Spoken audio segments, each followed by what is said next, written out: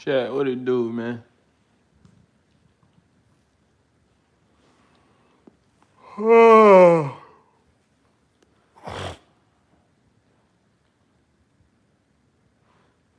Well, chat,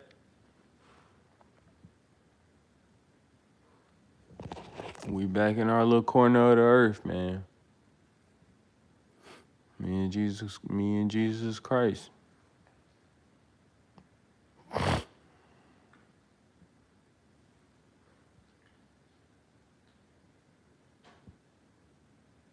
I was finna say back to the square box, but I never really left the square box.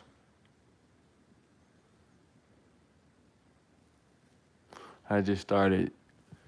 I'm not blaming this on my pastor, but as soon as I heard my pastor say he watched the P. Diddy documentary, I kind of let loose a little bit. Well, that was my fault. You know what I'm saying? I'm a grown man. But at the same time, it's like, I'm not gonna say I lean on every word that my pastor says, but like,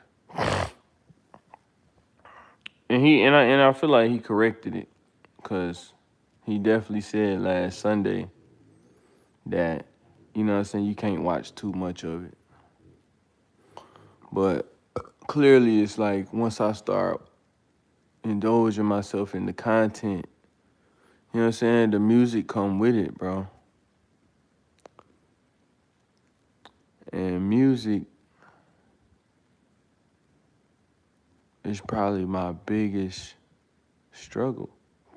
Like, music is the hardest thing for me personally. And it's like, as long as I don't have nothing tempting me to listen to the music, I'd be good for the most part. But like, you know what I'm saying? When you on social media, bro, and you like when you are, you know what I'm saying, entertaining yourself with content, it's like content and music go hand in hand. You know what I'm saying? But my boy put me on this song earlier, and I want to play it. Cause it's actually a great disciple song. I downloaded it, man. Shout out to Mark. Mark always put me on some good music, man. You feel me? Shout out to Mark, man. Rob Markman on Twitter. All right. Ensinados pra nesse cara imaginei tá nos pontos mais. Igor na letra mais discreto, outro modo na esquerda, niquine. No cap.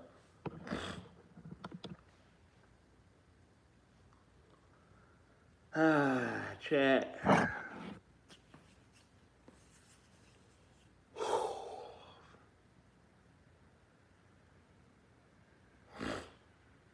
Chat.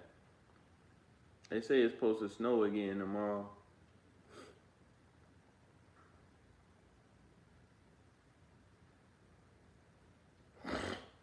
Chat, I really need a wife, bro.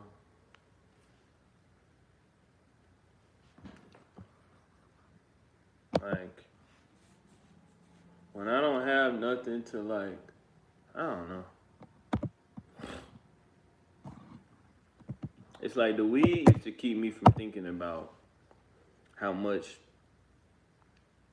I would like to have a woman companion. And then the content kind of keeps you distracted from it a little bit. And you know what I'm saying? I don't know. Like, as long as I got something distracting me from that fact, I'll be cool. But now that I'm like back to like, you know what I'm saying? Clay Cats can't listen to the music no more. Or just indulge in too much content. Now it's just like, you know, I'm for sure backfilled. I mean, the Holy Spirit never really left me, but I'm definitely more charged up, back charged up like how I used to be before I just did like a deep dive back into all the content that I used to enjoy. But like at the same time, it's like a peaceful quietness. But at the same time, it's the type of peaceful quietness that I would enjoy with my wife, man. You know?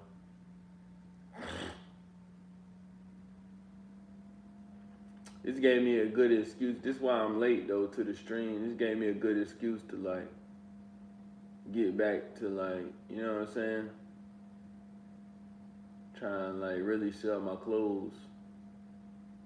I wasn't really. I kind of when them Cartier bracelets didn't sell, I kind of like kicked my little clothing sites to the curb for a little second. But since I ain't really got too much to watch no more, I kind of like dove back into that. So I still need me a job though, Chad. I low key got a job, but at the same time, I need me like a real job. Like the job I got is like, you feel me? Paid under the table type time, which is cool, but you feel me? I need me something like remote, bro. I need me something real smooth, real remote. Let me play this song real quick. Well, I was looking at this Meek Mill interview, and it was pretty good. I ain't gonna lie. Is this the Bottega Desires nigga? I think this him.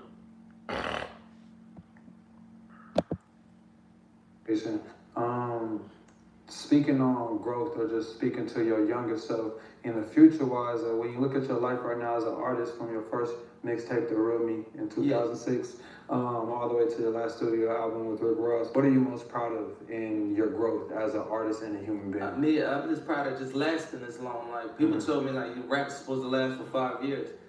When I was on my first year, I used to be looking at them like I'm not in that conversation. And if you let them make you think you in that conversation, you in that conversation. And then once we got to 5 years, them people forgot that they said that we only last 5 years. Now we on 7.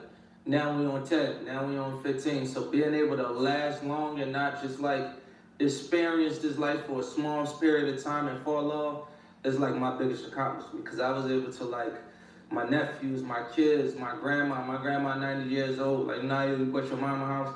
I was able to get my grandma not a house in the suburbs and shit, but a house in the middle of the hood that was brand new. We knocked it down, put $300,000 into it. Now my grandma's house worth $1.9 million. We put it up on Zillow, it's downtown, but she didn't want to move, so we found a way to put her in that. But it was my hard work of years and years and years, because that's my dad, mom. Mm-hmm. My dad got killed. I know what my grandma been through. I already took care of my mom 10 years ago when I'm talking 1942.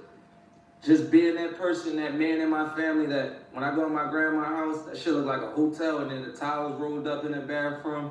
My girl cousins in there, my aunts in there. It's a safe environment. So to be able to be that man instead of the person that's out here shooting somebody and making somebody's mom cry, I feel good about that accomplishment, that I became a dream chaser and not, my dad used to be like a killer, robber, gangster, whatever.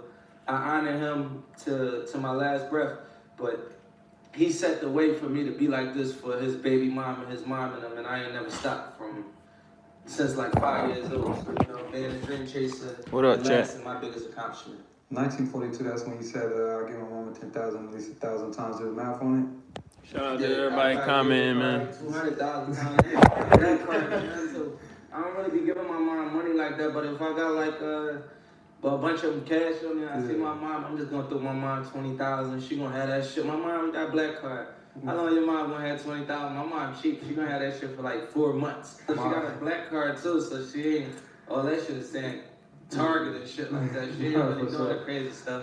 Talking about even the future, we've seen you focus more on business endeavors, reform, activists, ownership, etc. What's next for the next 5 years for you? I don't really know. I'm trying to just kill rap probably by the time I'm 45 and shit. I'm trying to be off rapping and figure out what I got in my life. I'm creative, so I be doing all types of shit. We created AI platforms and shit like that. We created, I told you, a merchandise line that I'm working on that like, it don't really connect to rap, but it evolves with bike life. You know, I've been riding bikes my whole life. Might create a protection gear line that take things. Might go into audio. I don't know. It's gonna be something that I love to do that I could bounce off by a low hanging resource that's by me and something that I could capitalize off of. I love making merchandise. I love producing like shit like this. I just never like really played with the camera. I never really had time. I be trying to figure out why they tried to write Meek Mill off in the first place, bro. Like, Meek Mill ain't do nothing that everybody else in the rap game ain't do, for real, if you think about it. And they tried to, like, write him off. That's weird.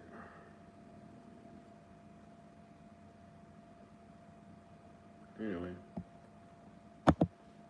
So when I get to a space where I feel like I'm getting too old to be jumping on stage and be rapping about some shit that's not really the time right now, I think I'm gonna switch it up. I could be an architect or something, building fucking crazy ass buildings or something. No. I'm unpredictable, man. Now, nobody from my hood thought I was gonna be like this. They thought I was gonna be like a jackass from the way I used to act in school growing up. But I just was like, if you hear proud of me, I'm like, I just wanted my dad to come get me too. I just start understanding it. Damn, my pop got killed. I just was acting out in school because I needed some type of attention. Yeah. And now I'm able to explain that and articulate that through this music now, you know? Yeah, not being able to put ourselves in a box. Like, if you an artist, I feel like you can create art anywhere. Like you said, like with media or clothes, with the clothing line you're trying to do, you know, like you can do anything. I'm gonna kill this real shit. I'm trying to make some house music so niggas go to Dubai, Ibiza and shit like that, all that. And I'm still rapping about the same thing, man.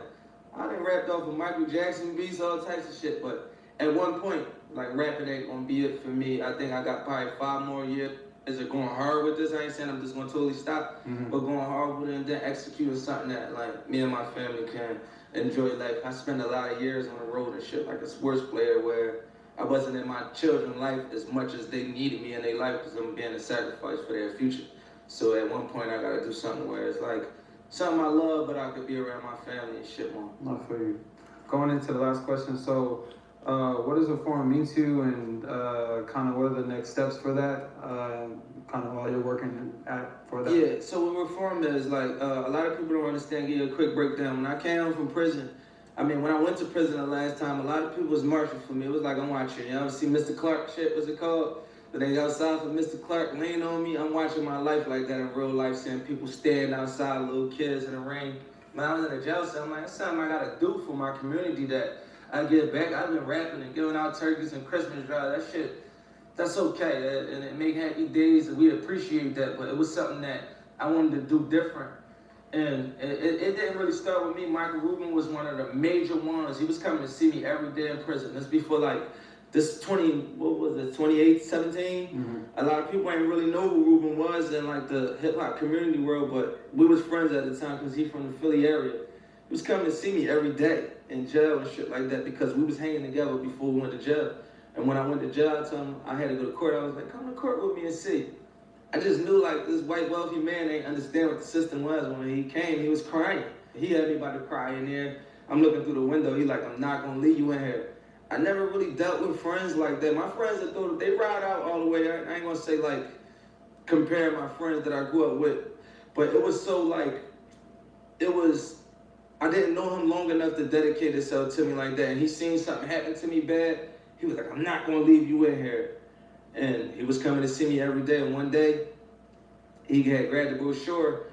We were writing down about my case. I'm like, I ain't pointing no gun at no cops because I got found guilty of pointing guns at cops, selling crack cocaine. I just told y'all my real story. I was selling weed to the niggas that sell crack and still got found guilty for selling crack. Got found guilty for pointing a gun at a cop. Like, I came outside to sell weed today, got found guilty for trying to kill a cop. That was my experience with the system. So when I came adult, when you got a platform, you know, you try to use your platform. And Mike is a businessman, Ruben. He took his business mindset, and I took my pain and my knowledge from coming from out of these things, and we merged them together along with Jay-Z, Robert Kraft, Clara Sa. It's like a list of people, Robert Smith, and I don't want to forget anybody's names. You can go to reformalliance.com.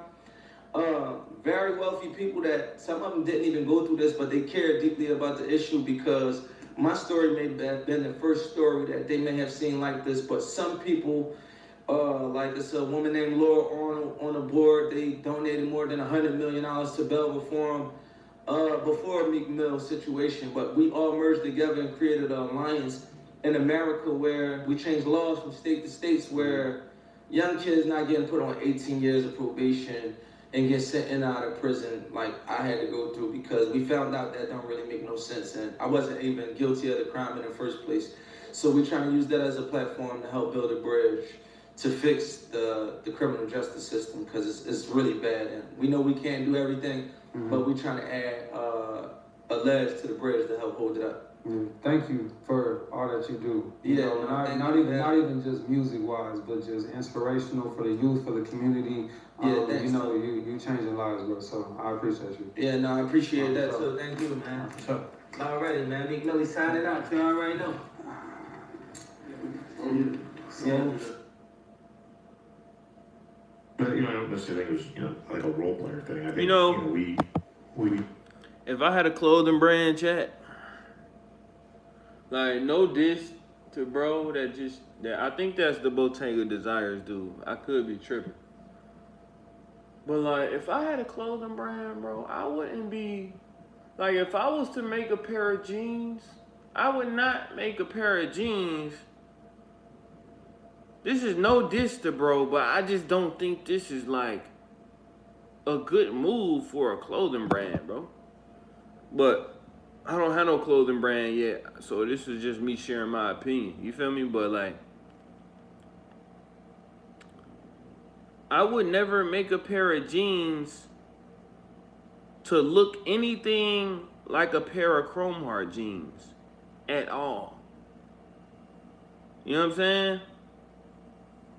Like, I wouldn't make any type of clothing to look like a knockoff version of a high fashion designer brand pair of clothing. You know what I'm saying? That's just me. I don't know. Like, I don't want that to sound like I'm hating or nothing either, but anyway, I think we got roof chat. Dang, 35 jokers. What's up with y'all, nigga, man? That's crazy. What's good with y'all though?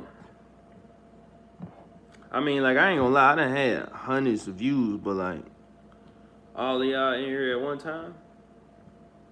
What up? Like, I usually be having folks stop through, pull up, pull off, you know what I mean? Shout out to everybody commenting, you feel me? Shout out to everybody that subbed up. I appreciate y'all. I used to sub back to everybody, but like, my community a little toxic, bro. So a lot of stuff I was doing, like early on, man, I kind of stopped doing it. You feel me? Cause I gotta stay sane in Jesus' name. You feel me? But I think we got roof today, chat. Oh, I gotta play this song real quick before. Hold on, I gotta play this song real quick. Time. Zuko, yep. Tommy Zuko.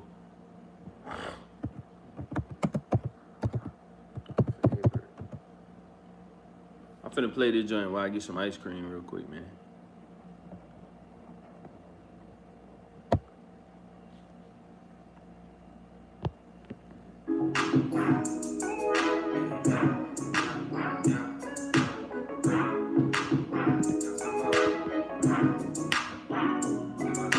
My bad. I ain't mean to do that.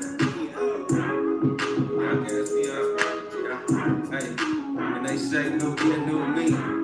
I've been brand new since the whole died. And God got me, I ain't looking for a cosign. It's showtime, NBA Live, 05. Dig into that word and watch it come out with a gold mine. Down, color pop, show stopping, keep riding, beat knocking, I be chain blowing, face showing. That's my discerners get to discerning and I ain't going. That's real, well slept on, but not for long, you can bet that. You ain't got no roots, ain't no fruits, you should check that. Shout out to my son, these blessings where we step at. I picked up my cross and got it tatted with my neck at. Flavor it up, flavor it up, flavor it up, flavor it up. Play with your little friends, don't play with us. They hating us, I'll flavor it up.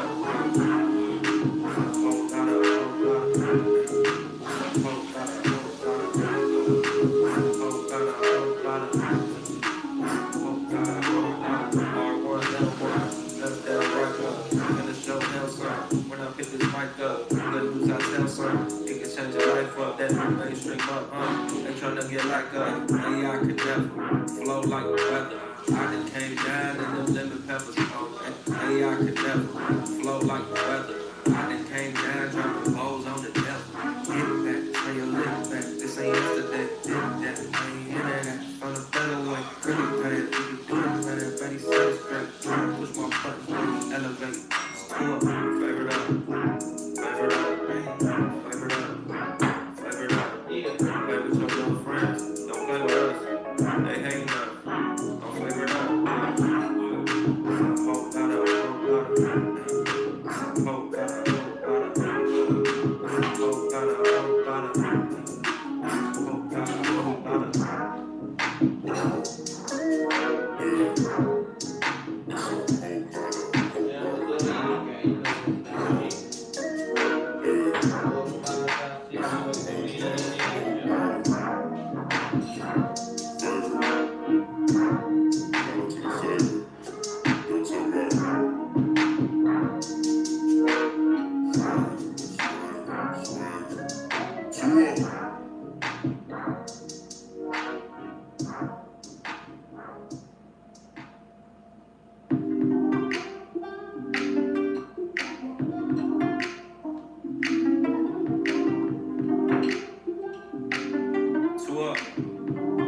yeah. I'm way too focused, no smudge on the lens. I keep that motion, hold it ghosted. Don't scuff up the Thames. At the end of the day, I can't move bogus. I'm not one of them. The climb get heavy, but like with Moses, gotta speak like a friend. Listen, real good fella, I might walk into the back. Now, I'm not finna sit here and act like I could just play Tommy Zuko all day and night. That last song was cool though. Shout out Mark. But that ain't something I could play every day, bro. Like, I just heard like a Cali type song, and then I just heard like some what's old buddy name? I call EBT. What's bro? I don't forgot bro name, but it's like I just heard. Shout out Tommy Zuko, man. But nah, that's not something I listen to every day. Anyway, man, I'm gonna chop it up with y'all for a little second, man, while I eat this little ice of the cream, chat. You know what I'm saying? Ice of the cream, chat. Ice of the cream. Ice of the cream.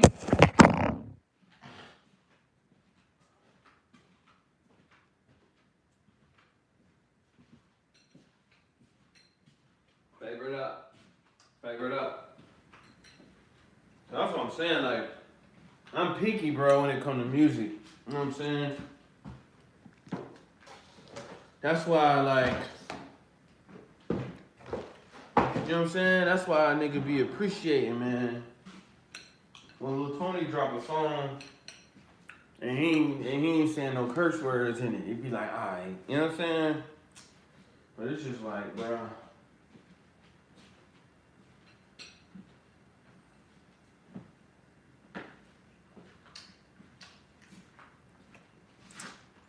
Sadly, it ain't just about making a song with no curse words in it. You feel me?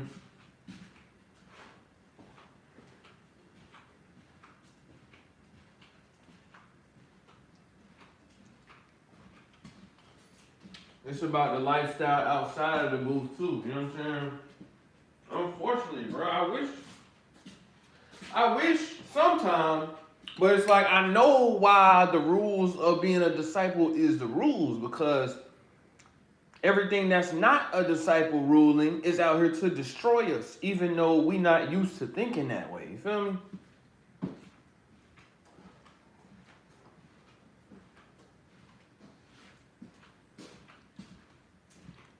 But like, I do be wishing sometimes that life wasn't the way it is, so being a disciple wouldn't seem like it was so difficult to be. You feel me? You know what I mean?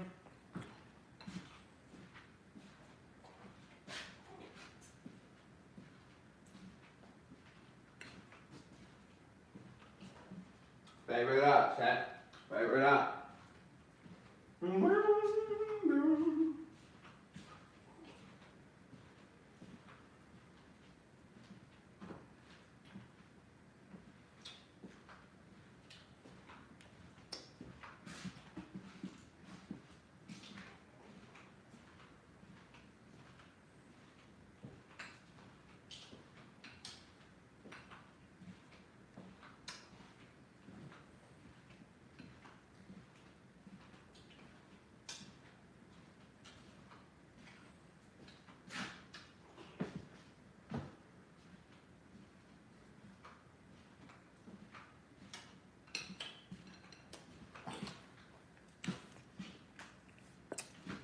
Ice cream keep a nigga happy, chat.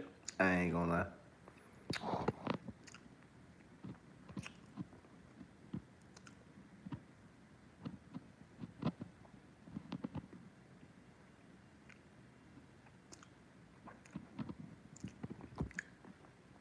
I don't know what y'all be talking about in the chat, but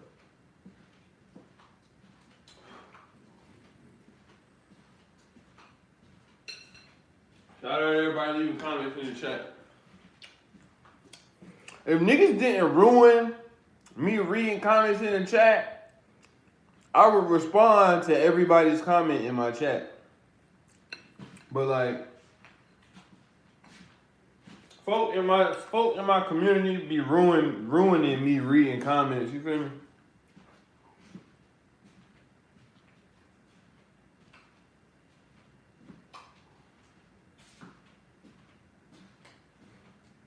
But to your answer, gang, I'm not even gonna say that because I got friends in the music industry, so I'm not gonna say that.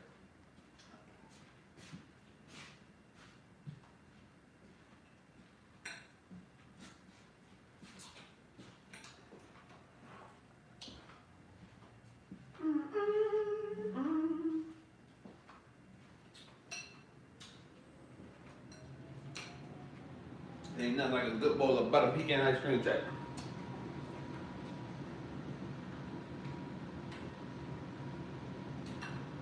Success!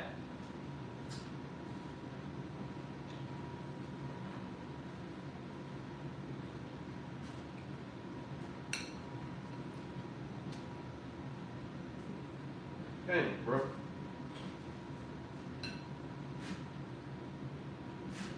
Soon as a nigga start thinking watching content is okay, now I gotta get back used to not watching no content for real, man. Alright. That's what made me dive back into the basketball world so heavy. Cause I'm like, well, if I can't watch no content for real, I might well just watch basketball all day.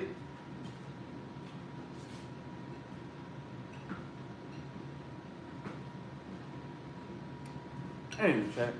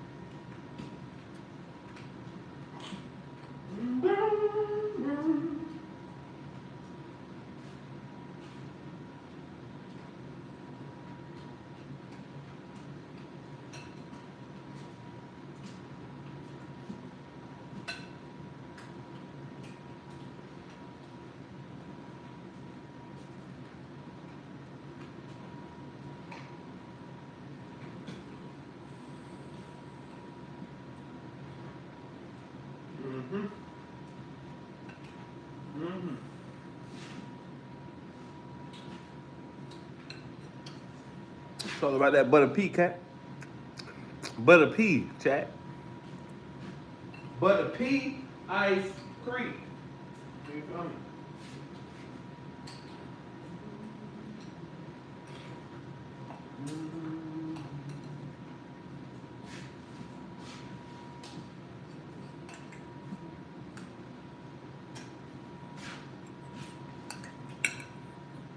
Favorite up.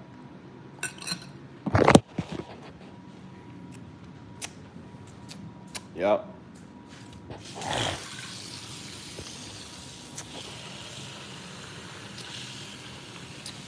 Yes, sir. I'm probably gonna smack another bowl when I get off live. I ain't gonna lie.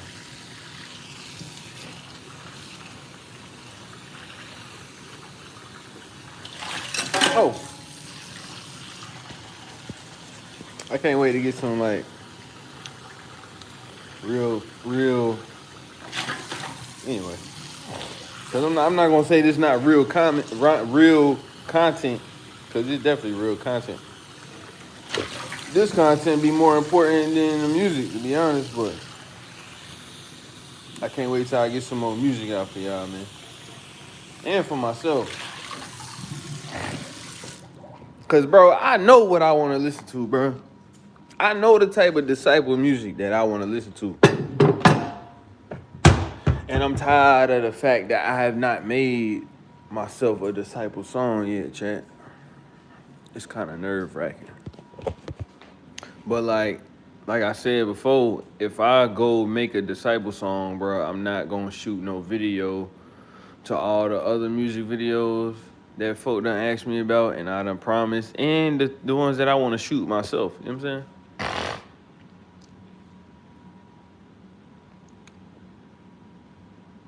All right. I think we got roof, chat. Favorite up. That song was cool though. I like Favorite Up. But that be the thing about disciple artists, bro. Like I said before, like they don't be consistent. Like you find one good song and you be like, the only niggas that's been consistent is the ones like I said, De La Cruz, bro, Ty Brazel, and the other dude, Holy One Dove and Ty Brazel. They got a pretty consistent mixtape out.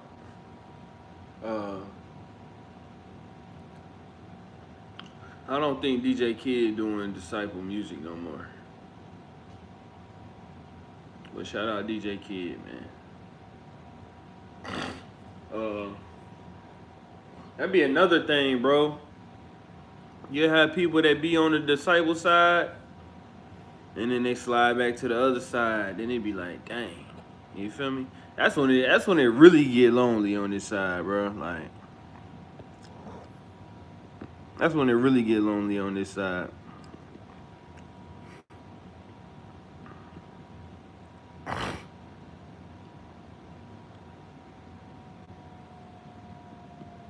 I don't know Faucet Failure, gang.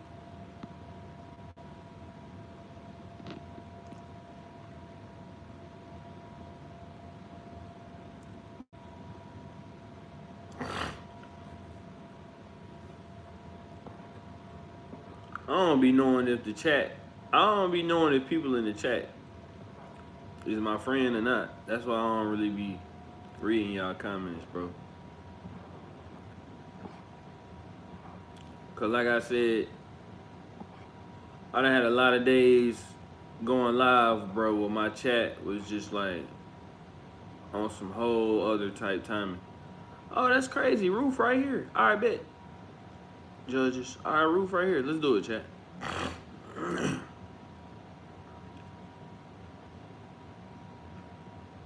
But shout out, bro, that was gonna cash at me 20. I don't think he was gonna do it though. Favorite up.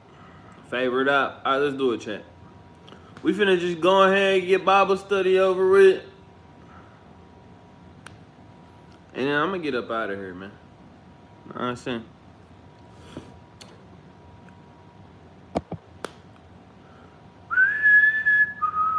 Legacy points to Jesus. The book of Ruth.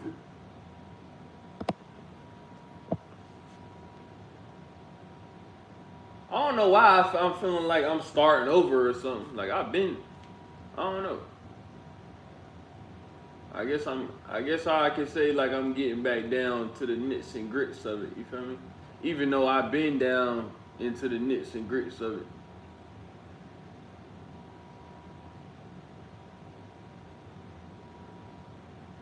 NBA players are going broke. Yeah, man, we finna go Bible study, and then I'm probably finna watch. This is also, bruh. The world just be making my brain hurt, chat. Like, the world just be making my brain hurt, my nigga, cause like,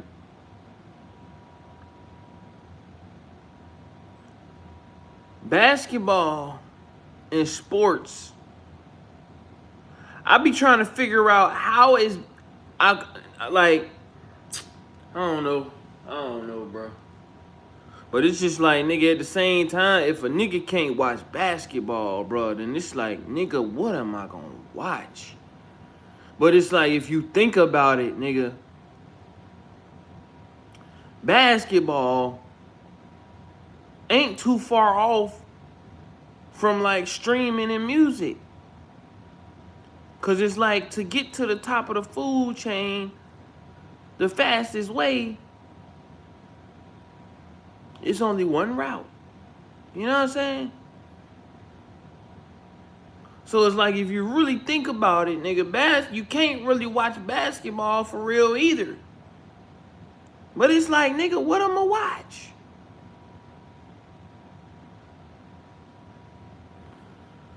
That's what I be saying, bro.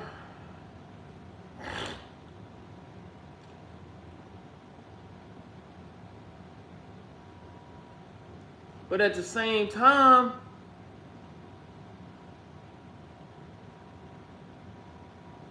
I don't know, bro. I don't know. This junk be whack, bro. I ain't gonna lie.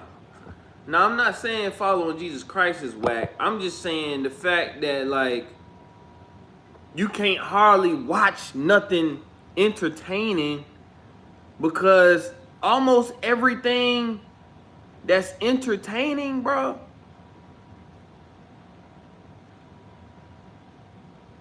it got a whole lot of dark stuff behind it. And it's just like, bro. Like, bro. Alright, let's do it, chat. We got Ruth.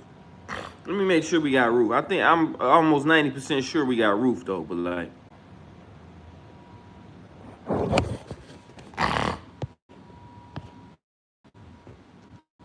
Alright. Now my screen black. Hold on, chat.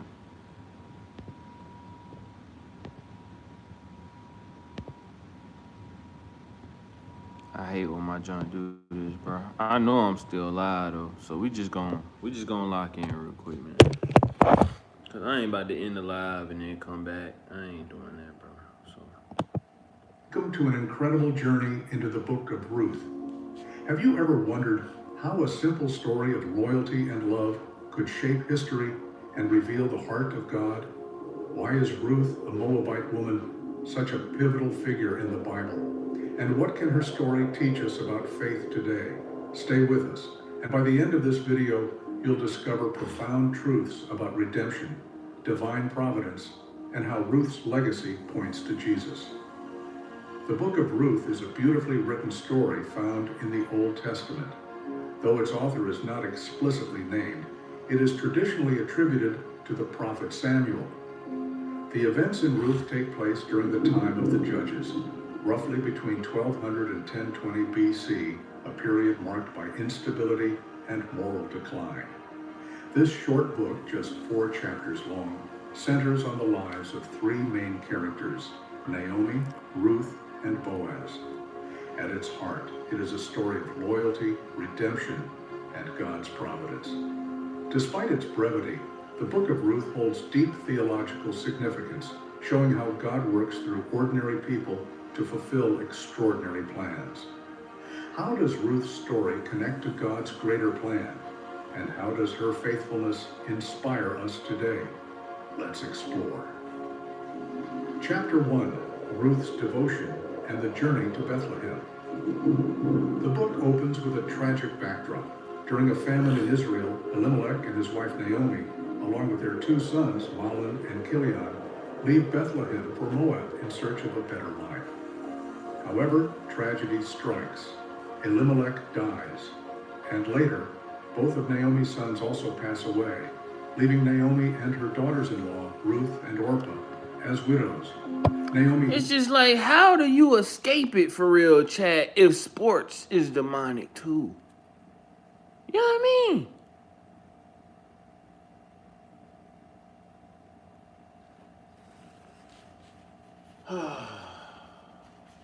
So it's like you watching sports and while the, you know what I'm saying? It's like it's almost the same thing, bro. You watching sports and while the sports game is being videoed, you know what I'm saying? While the camera's on the sports game, all the sports people is acting professional and trying to, you feel me? You know what I'm saying? They trying to carry themselves to be a good role model. But when the cameras go off and the game is off, I mean,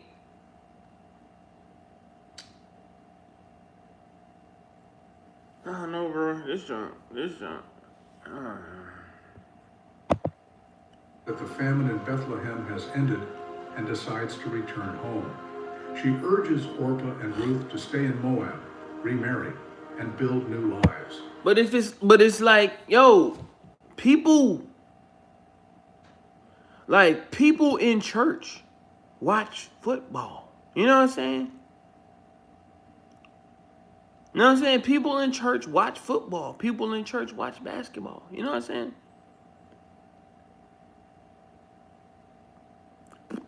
Maybe it's only that serious for me, though. You know what I'm saying? I know everybody ain't dealing with. You feel me? The type of demonic spirits that I deal with, bro. You know what I'm saying? So maybe that's why everybody ain't got to take it as serious as I take it. You feel me?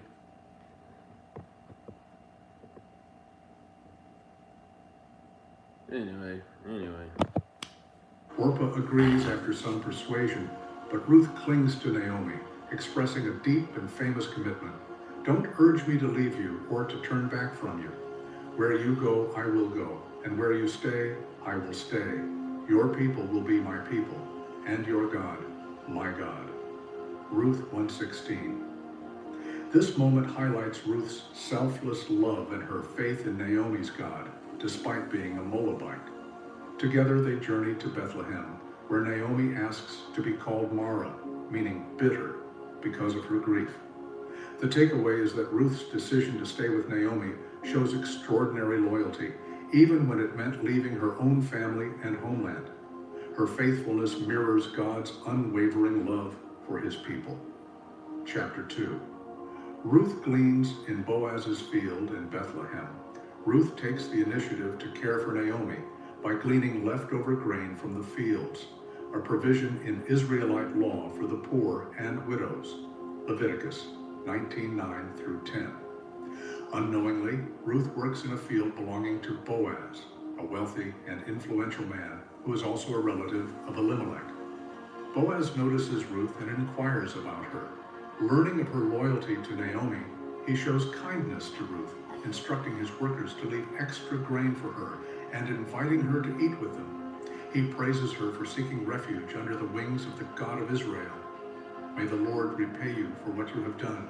May you be richly rewarded by the Lord, the God of Israel, under whose wings you have come to take refuge.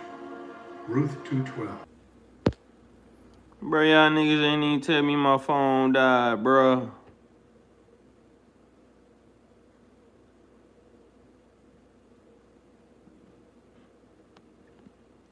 Y'all niggas ain't even tell me my phone died, bro.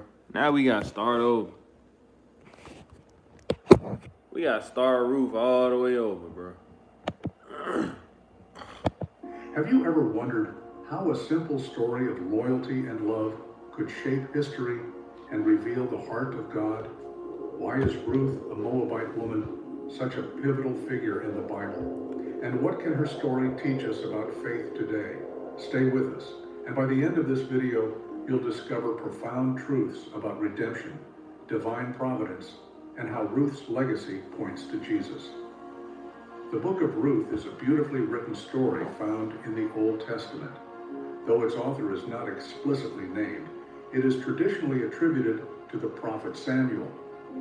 The events in Ruth take place during the time of the Judges, roughly between 1200 and 1020 BC, a period marked by instability and moral decline. This short book, just 4 chapters long, centers on the lives of 3 main characters, Naomi, Ruth, and Boaz. At its heart, it is a story of loyalty, redemption, and God's providence. Despite its brevity, the book of Ruth holds deep theological significance, showing how God works through ordinary people to fulfill extraordinary plans. How does Ruth's story connect to God's greater plan? And how does her faithfulness inspire us today? Let's explore. Chapter 1, Ruth's devotion and the journey to Bethlehem. The book opens with a tragic backdrop. During a famine in Israel, Elimelech and his wife Naomi, along with their 2 sons, Mahlon and Chilion, leave Bethlehem for Moab in search of a better life. However, tragedy strikes. Elimelech dies, and later, both of Naomi's sons also pass away, leaving Naomi and her daughters-in-law, Ruth and Orpah, as widows. Naomi hears that the famine in Bethlehem has ended and decides to return home. She urges Orpah and Ruth to stay in Moab, remarry, and build new lives. Orpah agrees after some persuasion, but Ruth clings to Naomi, expressing a deep and famous commitment. Don't urge me to leave you or to turn back from you. Where you go, I will go, and where you stay, I will stay. Your people will be my people, and your God, my God. Ruth 1:16. This moment highlights Ruth's selfless love and her faith in Naomi's God, despite being a Moabite. Together they journey to Bethlehem, where Naomi asks to be called Mara, meaning bitter, because of her grief. The takeaway is that Ruth's decision to stay with Naomi shows extraordinary loyalty, even when it meant leaving her own family and homeland. Her faithfulness mirrors God's unwavering love for his people. Chapter 2. Ruth gleans in Boaz's field in Bethlehem. Ruth takes the initiative to care for Naomi by gleaning leftover grain from the fields, a provision in Israelite law for the poor and widows. Leviticus 19:9 through 10. Unknowingly, Ruth works in a field belonging to Boaz, a wealthy and influential man who is also a relative of Elimelech. Boaz notices Ruth and inquires about her. Learning of her loyalty to Naomi, he shows kindness to Ruth, instructing his workers to leave extra grain for her and inviting her to eat with them. He praises her for seeking refuge under the wings of the God of Israel. May the Lord repay you for what you have done. May you be richly rewarded by the Lord, the God of Israel, under whose wings you have come to take refuge. Ruth 2:12. When Ruth returns home with an abundance of grain, Naomi is overjoyed. She recognizes Boaz as a close relative, a potential kinsman redeemer, someone who can protect their family's lineage by marrying Ruth and redeeming their land. The takeaway is that God's providence is evident as Ruth happens to glean in Boaz's field. This chapter reminds us that there are no coincidences in God's plans. He often uses ordinary acts, like Ruth's hard work, to accomplish extraordinary purposes. Chapter 3, Ruth seeks redemption at the threshing floor. At Naomi's urging, Ruth takes a bold step. Naomi advises her to approach Boaz at the threshing floor, where he is winnowing barley, a common practice during harvest. Ruth follows Naomi's instructions carefully. After Boaz has eaten and fallen asleep, she uncovers his feet and lies down. This symbolic act is not romantic, but a request for Boaz to act as her kinsman redeemer. When Boaz wakes and finds Ruth at his feet, she respectfully asks him to spread the corner of his garment over her, signifying protection and commitment. Boaz is moved by her integrity, praising her for not seeking younger, wealthier men. He promises to take on the role of redeemer, provided a closer relative declines the responsibility. "The Lord bless you, my daughter," he said. "This kindness is greater than that which you showed earlier. I will do for you all you ask." Ruth 3:10-11. This scene is a pivotal moment, showcasing Ruth's courage and trust in both Naomi's guidance and Boaz's character. The takeaway is that Ruth's boldness, paired with Boaz's righteousness, illustrates the beauty of mutual respect and godly love. This chapter also points to Jesus, our ultimate Redeemer, who covers us with his grace. Chapter 4. Boaz redeems Ruth. Boaz goes to the town gate where legal matters were handled and meets the closer relative. He explains the situation. Naomi is selling her late husband's land, and redeeming it would also involve marrying Ruth to preserve the family's name. The closer relative declines, concerned it would jeopardize his own inheritance. Boaz joyfully steps in, publicly declaring his intention to redeem the land and marry Ruth. This act secures Ruth and Naomi's future and demonstrates Boaz's faithfulness to both God's law and his own character. Today you are witnesses that I have bought from Naomi all the property of Elimelech. I have also acquired Ruth the Moabite, Mahlon's widow, as my wife, in order to maintain the name of the dead with his property. Ruth 4:9-10. Boaz and Ruth marry, and God blesses them with a son, Obed. The women of Bethlehem celebrate with Naomi, who holds her grandson, rejoicing in the restoration of her family. Obed becomes the grandfather of King David, directly linking Ruth to the lineage of Jesus Christ. The takeaway is that this final chapter beautifully ties together the themes of redemption, restoration, and God's sovereign plan. Ruth's inclusion in Jesus' genealogy is a testament to God's love for all people, regardless of nationality or background. Some key questions. 1. What is the significance of the relationship between Ruth and Naomi? The relationship between Ruth and Naomi is a profound example of loyalty, love, and selflessness. Ruth's commitment to Naomi goes beyond familial obligation. It reflects her faith in God and her willingness to embrace Naomi's people and faith as her own. All right, I think I got it, chat. I think I got it, right? So as far as sports goes, I think it's on some type time, and like as long as you don't look at like any sports athletes as an idol, cause sports athletes or participate in like, you know, I'm not gonna speak on gambling, bro, but like as long as you don't participate in activities or like look at sports athletes as idols, I feel like you good, because sports athletes is not influencing you by a certain type of music frequency. You know what I'm saying? And they not influencing, you know what I'm saying, like a dark energy over you through like, you know what I'm saying? The energy that come from music. You know what I'm saying? And the influence that come from music. You know what I'm saying? Like the only way you could be influenced wrongly by a sports athlete is if you look at them as an idol. Or, I ain't gonna lie, chat,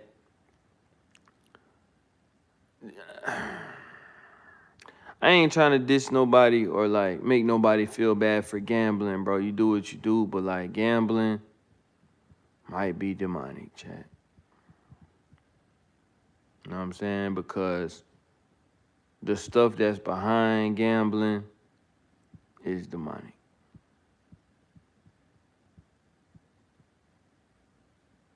So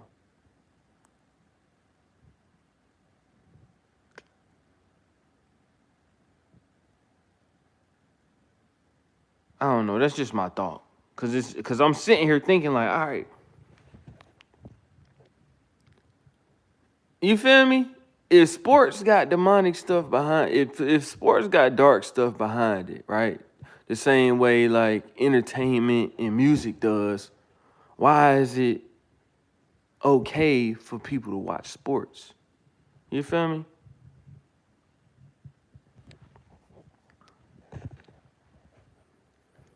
And I think it's because sports is like a team thing, right? Sports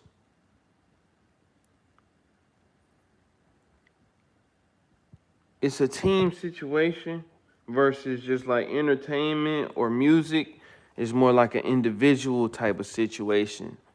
You feel me? And it's certain people on these sports teams that's like the star of the show, right? But like at the same time, I feel like it could be easier to not idolize sports as much as it would be to idolize music or entertainers. I'm just trying to like think it through, bro. I'm just trying to figure it out. Cause it's like,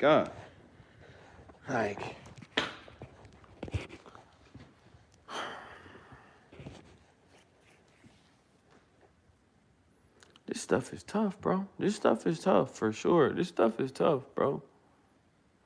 I need some clarity on that, gang. I feel like I'm kind of figuring it out a little bit though. But like, I don't want to just sound like I'm making an excuse to watch sports. But at the same time, it's like, bro, if a nigga can't watch sports, bro, basketball in particular, because I'm not really a football watcher type of nigga. You know what I mean? Football is a little too slow for me, man. Like, you know what I'm saying? One play at a time, nigga.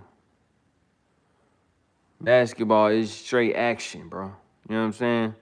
Straight action. You feel me? Football, the reason why I don't really like watch football no more, one, because I only really watch football when I played it. You feel me? But then when I stopped playing football, I don't know, I kind of just stopped watching it. And then the reason why I don't watch football these days, outside of like the playoffs maybe, like, it's too many like it's too much starting and stopping. You feel me? With football. Like, after the first down, you feel me? Everybody got to get back up, reset. You feel me? Like, basketball, the only stop and start is when somebody score, you take the ball out real fast, man, y'all down the other way. You know what I'm saying? And there's so much stuff that can happen in between somebody scoring. It's just like constant action. You feel me?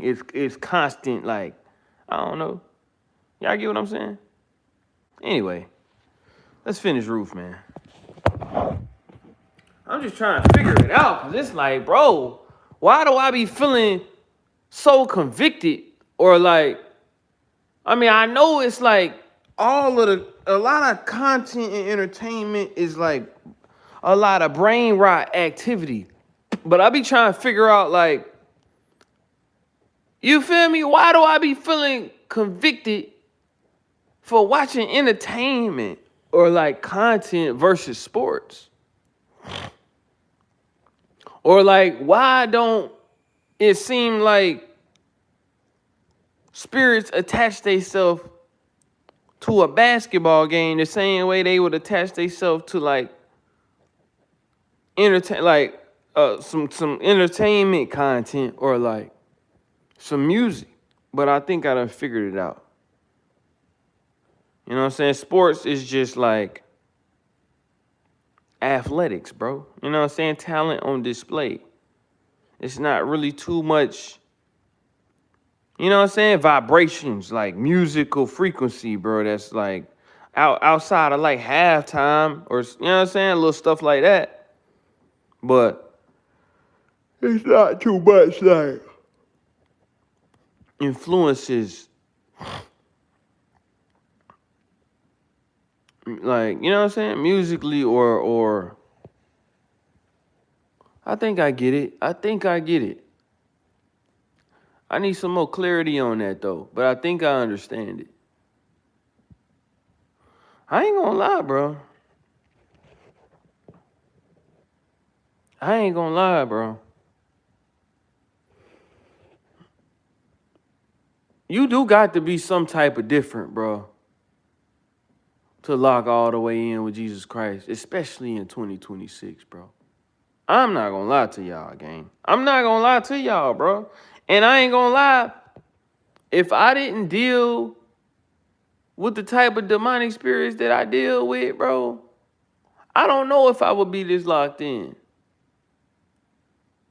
Cause like when I sit around and think about what I be doing, bro, it's a lot. But it's just like at the same time, I gotta do a lot to stay protected, bro. And as unfortunate as that may seem, it's like low-key a little blessing inside of it. But I'd be lying to y'all if I said I woke up. You feel me? I'd be lying to y'all if I said I wake up every day. You feel me? Like I don't wake up every day feeling like you know what I'm saying? This is why I be trying to tell folk like, bro, I'm no different than y'all. You know what I'm saying? Because I don't wake up every day, you feel me, excited to just like, you know what I'm saying? I don't wake up every day excited, bro, or motivated. You feel me? To just like pick my little cross up, man, and follow Christ. You feel me? I don't wake up excited every day. But at the same time, it's a weird spot to be in. It's a weird little spot to be in. Cause it's like as much as I say that, at the same time, even though I might not be excited to do it every day or like motivated to do it every day, when I do it and when I do get it done, it definitely feels great, bro, every time. So it's like,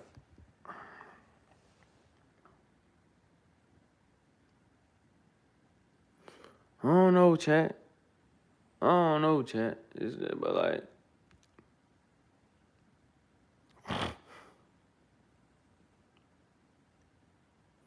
listen, man. If you done made friends with the demons that like to kick it with you, bro, to each his own, bro. I'm only taking, you feel me, my situation this serious because I'm not a fan of the demons that try to like kick it with me. If I was a fan of the demons that tried to kick it with me, bro, I'm probably almost 100% sure, bro, I wouldn't take, you feel me, this walk with Jesus Christ this serious. Like, if me and the demons that like to hang with me got along, I'm pretty sure I'd be chilling. Like, I wouldn't think so deeply about everything. You feel me? I wouldn't be so careful. So it's just like, at the same time, maybe that's a blessing. But to be real, bro, I'm only doing it because I absolutely do not enjoy the dark spirits, bro. That like to try to surround themselves around me because they different, bro. They not like, you know what I'm saying? The darkness I deal with, bro, they don't just be trying to just like kick it with me, bro. They be trying to like ruin my life. You know what I'm saying? It's like, you know how they say it's levels to everything, bro? I feel like it's levels to demonic spirits, bro. And unfortunately, bro, the ones that I deal with, nigga, like, they really be trying to take it there. You feel me? And I don't be appreciating it. You feel me? Like, and I'm pretty sure if I did what they, you feel me, be trying to, like, want me to do, would be cool. But, like, I'm just not into what these dark spirits that be trying to kick it with me be. I'm not into what they into. I'm not interested to do what they be trying to, like, influence me to do. So it's like I said earlier, bro, I just be feeling like I don't have no choice, bro. I don't have the luxury to just, like, not cling to Jesus Christ, gang. And if anybody that deal with demonic spirits on the level that I do, nigga, I don't understand how you wouldn't cling to Jesus Christ, because, like,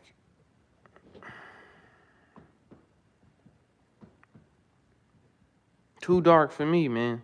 Too dark for me.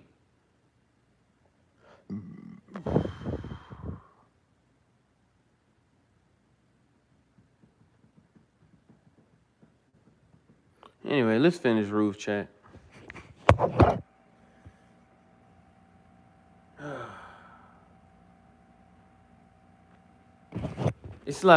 It's like following Jesus Christ is so complicated, bro. But it gotta be right, because when you do it, you feel good.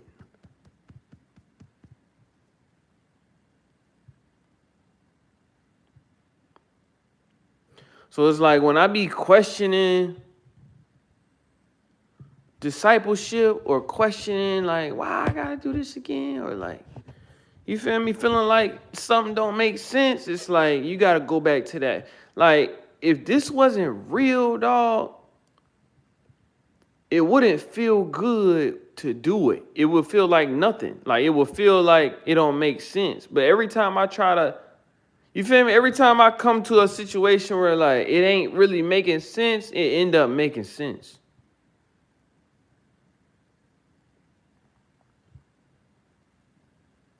So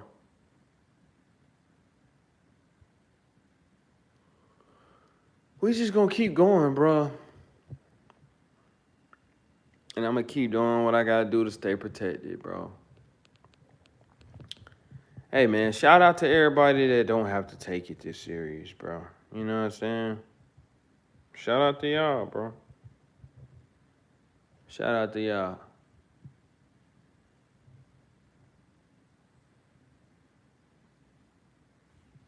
Roof chat.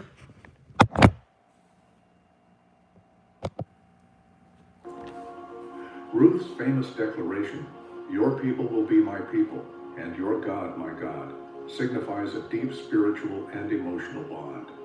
For Naomi, Ruth represents hope and companionship during her darkest moments of grief and loss. Together, they demonstrate how mutual support and trust in God can bring healing and restoration. Their relationship reminds us of the importance of standing by loved ones during difficult times, even when the path ahead is uncertain. The takeaway is that Ruth and Naomi's bond mirrors the steadfast love God has for his people. It inspires us to show loyalty, compassion, and faithfulness in our relationships. 2. What does the book of Ruth teach us about God's providence and redemption? The book of Ruth is a powerful testament to God's unseen hand at work in every detail of life. From the famine that brought Naomi's family to Moab, to Ruth's decision to stay with Naomi, to her happening upon Boaz's field, we see how God orchestrates events. And then it's like, okay, right? And then it's like, if we wasn't supposed to follow these rules and do all this stuff that Jesus Christ is asking us to do, like, demonic spirits wouldn't even exist, correct?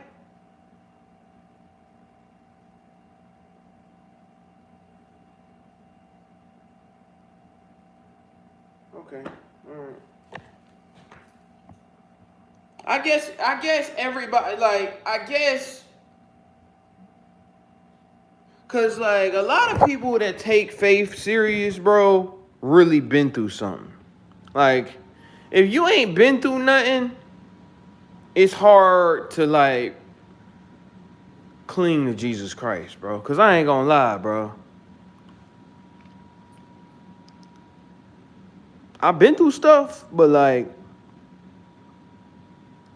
it absolutely took me a lot to like really start paying Jesus Christ some attention. So like,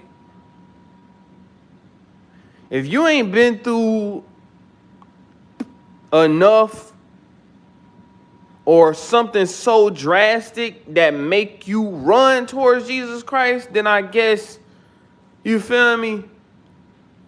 You know what I'm saying? It's like, it ain't really that important. Cause it's like, at the same time, nigga, before I started going through like stuff that I absolutely couldn't explain, I wasn't really like too worried about Jesus Christ. Like, I knew he was real. You know what I'm saying? God is good, but like,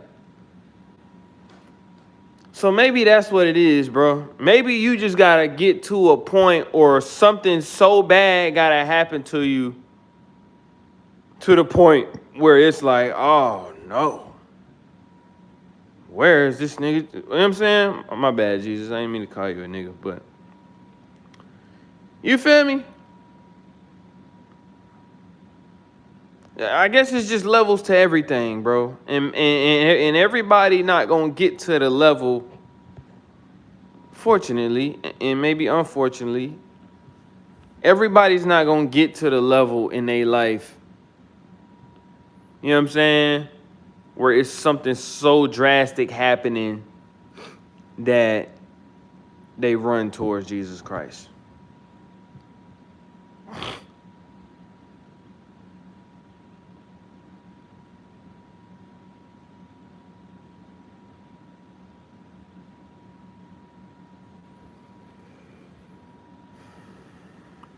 Which keeps on bringing me back to the situation where I'm watching the T-Key interview and he say, if you done changed all the way successfully, nigga, you chosen.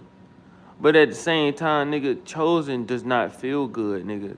In my eyes, or in my mind, nigga, chosen means like, chosen means you just can't do what everybody else do, which ain't really fun. You know what I'm saying? Chosen means if you try to run away from God, the worst case scenario is gonna happen to you so you can come back to God. You feel me? So like,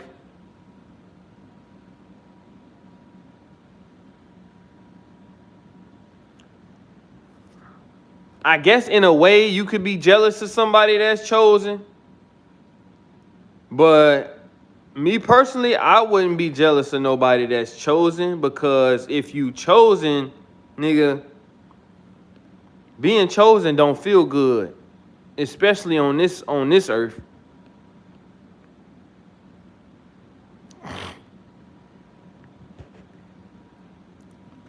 Being chosen don't feel good on this earth, bro.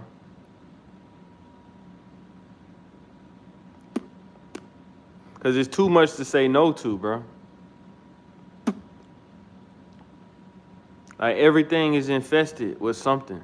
It's too much to say no to, bro.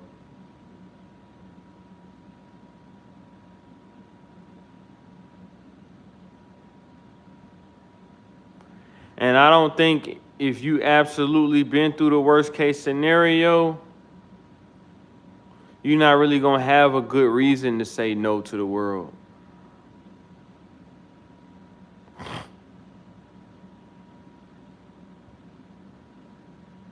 So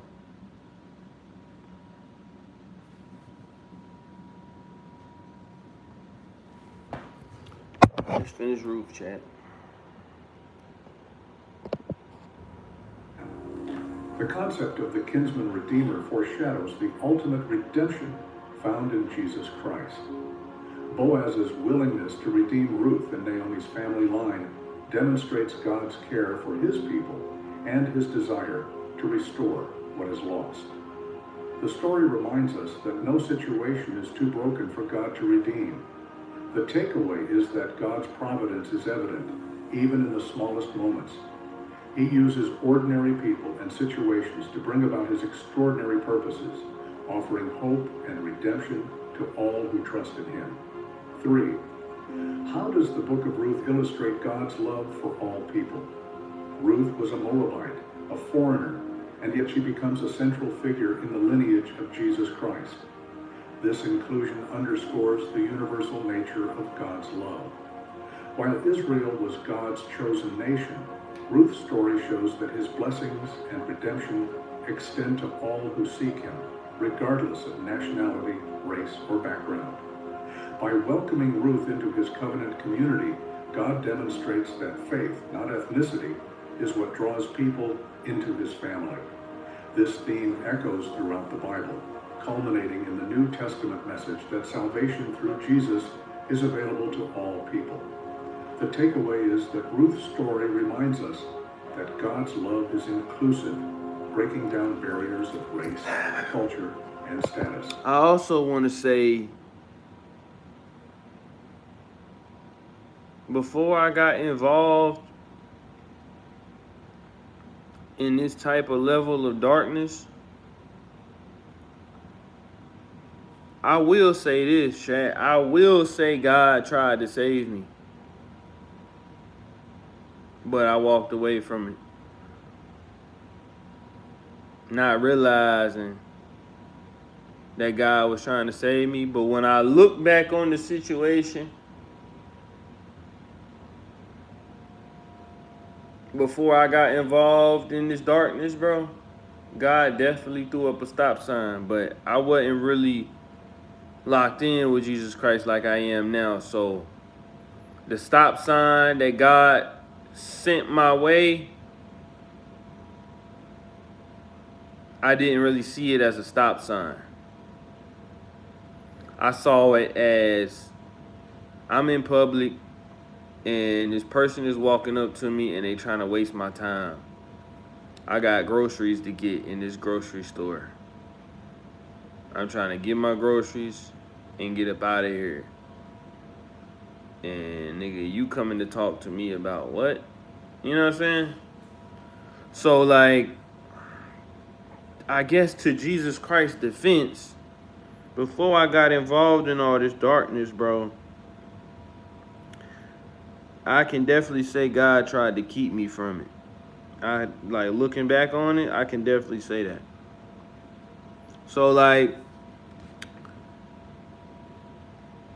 I guess I say that to say, chat, if you don't ever want to get involved in the type of darkness, bruh, that I have dealt with and came out of and got a fight to stay out of, just try to make sure you listen to Jesus and God when they try to give you a sign to not go somewhere or to not do something or to refrain from doing this. You know what I'm saying? Because 9 times out of 10, if you don't listen, you're going to regret it.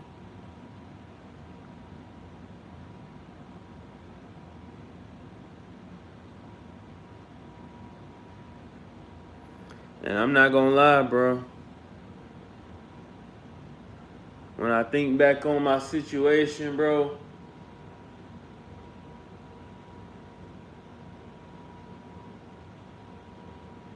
now I was dealing with some demonic spirits before we got this deep, but they weren't this bad. You feel me? They wasn't this bad. It's like a part of me feel like this how it was supposed to happen, and then another part of me feel like God didn't really want this for me.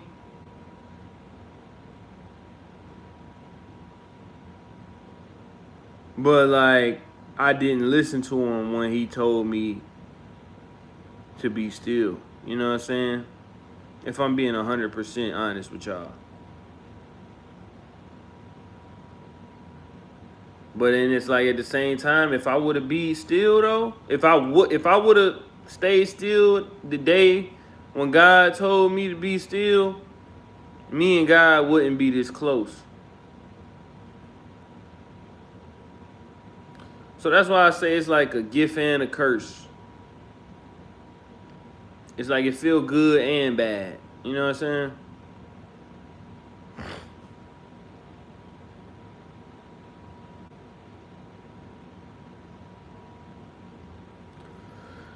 So yeah, chat, if God tell you don't do something, bro,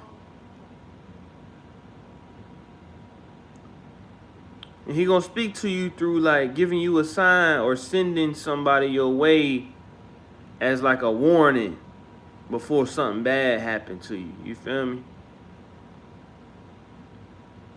And I'm telling you this because that's how it happened to me before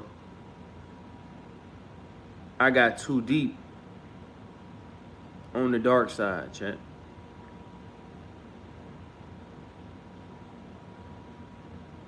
I should have listened.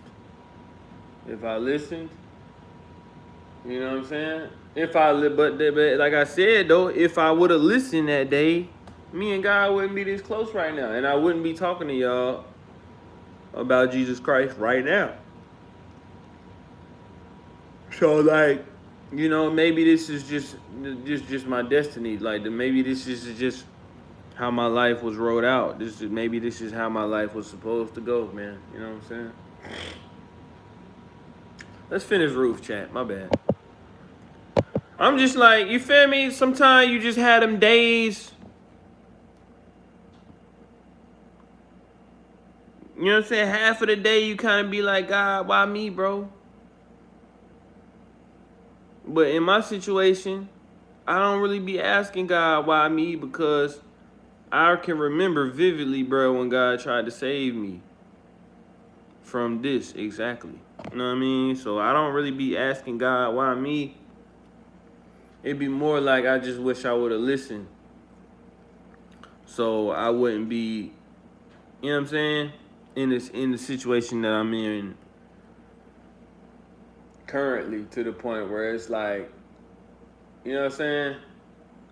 If I walk 2 inches away from the tree of Jesus Christ, I'm gonna feel the wrath of darkness. You know what I mean?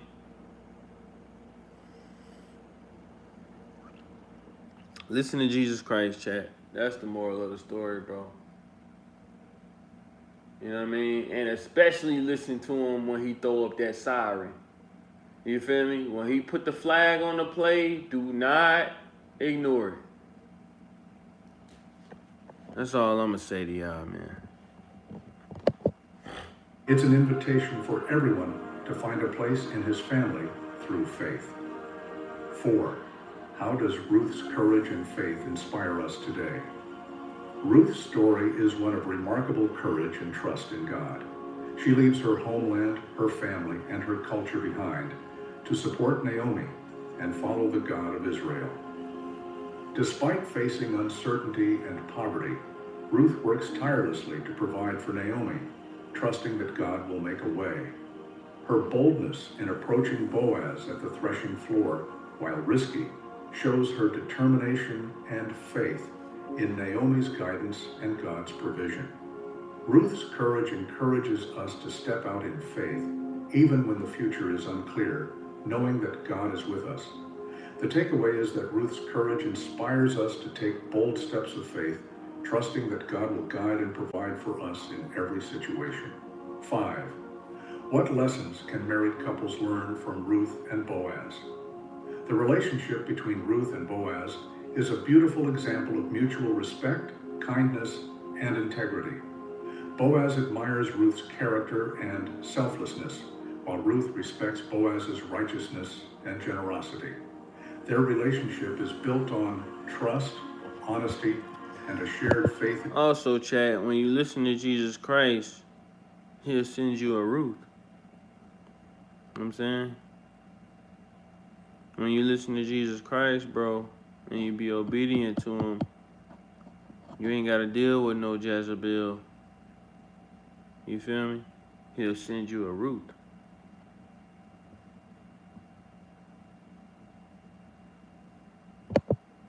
In God.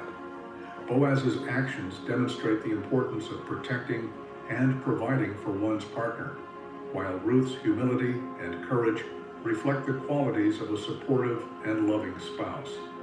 Together, they show that a strong relationship is rooted in God's principles and a desire to honor Him.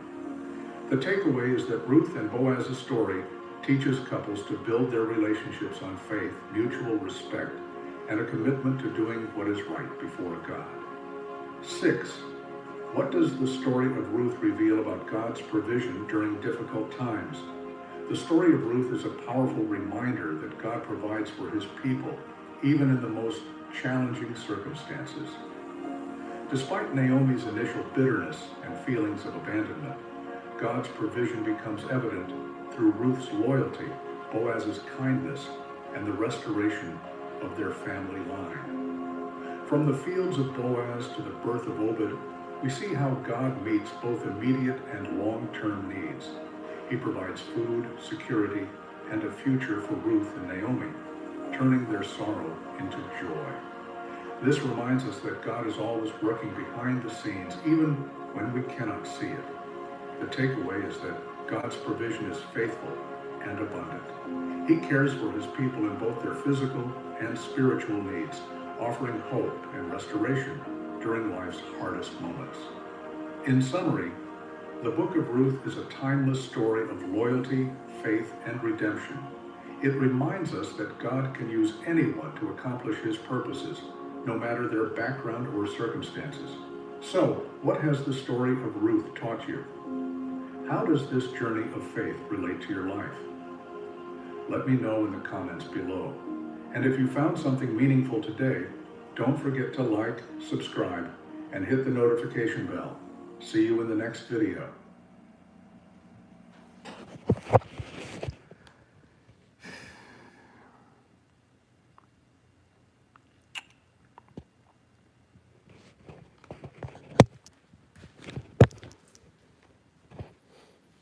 Chat, listen to me, y'all.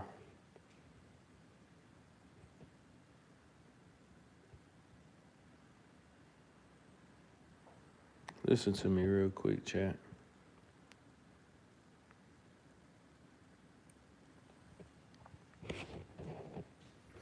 For everybody that genuinely rock with me, bro, in this community, you feel me? Now, I'm pretty obedient, so I know I'm protected, but I'm just asking a favor to everybody in my chat, man, that genuinely rock with a nigga, bro. If you rock with a nigga, man, and you would like to see me prosper, man, I just ask y'all to pray for a nigga, man. You know what I'm saying?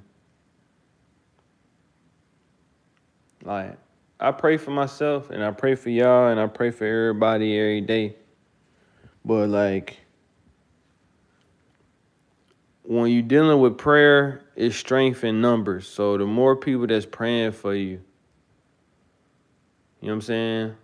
The more the angels and Jesus Christ and God can, like, move more on your behalf. You feel me? I hope I explained that well enough. But, like, the more prayer, the more prayer you have, bro, the more protection. You feel me? The more prayer you have, the faster God and the angels that's assigned to you can move faster. You feel me? And then say, like, if 10 people is praying, that's gonna do wonders. But, like, if those same 10 people is praying in tongues, that's like, you feel me, times 10. Anyway, chat, I hope I explained that good enough. But y'all, y'all pray for a nigga, man. Word.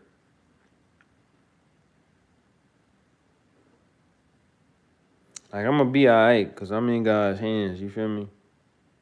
But, like, if y'all care for a nigga, you know what I'm saying? If y'all care about a nigga, you know what I mean? Pray for me.